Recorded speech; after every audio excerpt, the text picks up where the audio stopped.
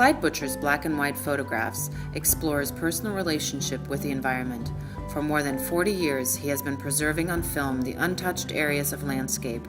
In this 4-part miniseries, Clyde talks about what led him to shoot black and white photography and how his career path led him from California to Florida and into the conservation movement.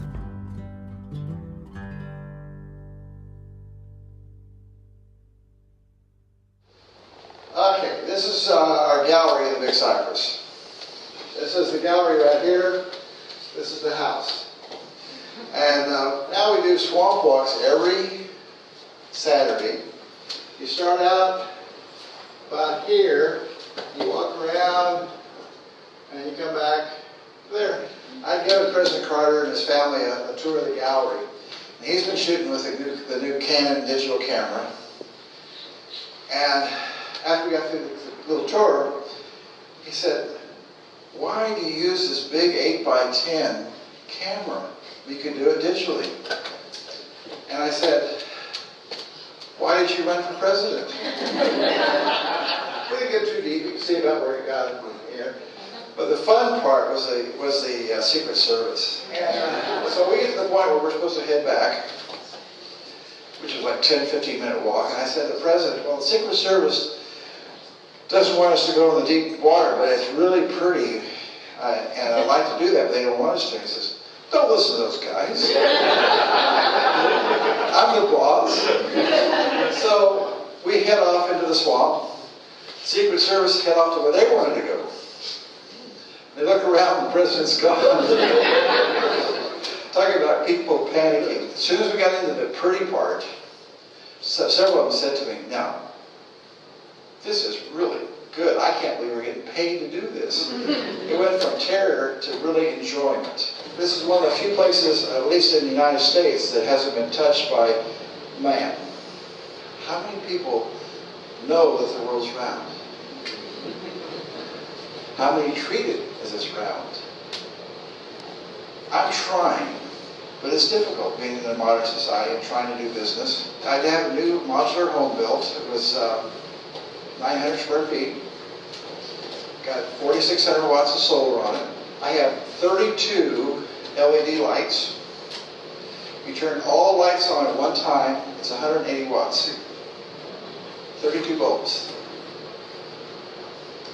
I have a Volkswagen Bug diesel, which is 50 miles a gallon, which isn't too bad. I ride my bicycle to work, bicycle to the store. Then I drive out here for 6,000 miles.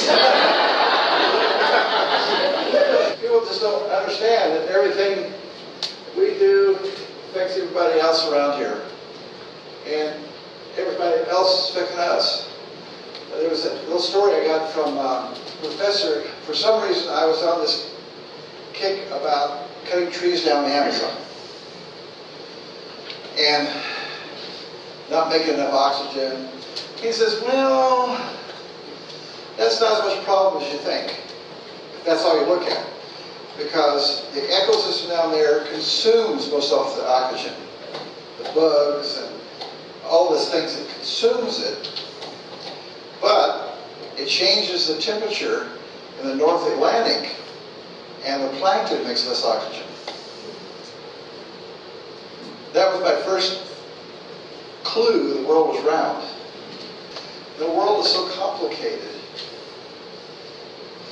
that we don't know what to do sometimes.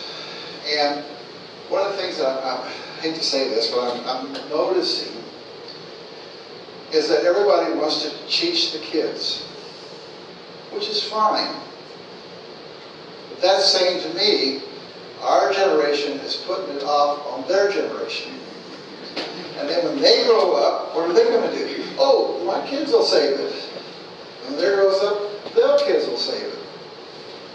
It's us at this age that have to make the difference, not the kids. Now the kids can prod the parents, but what is it? Lead by example? So we have to start thinking about it's our responsibility to save this earth and not the kids. We need to save it for the kids.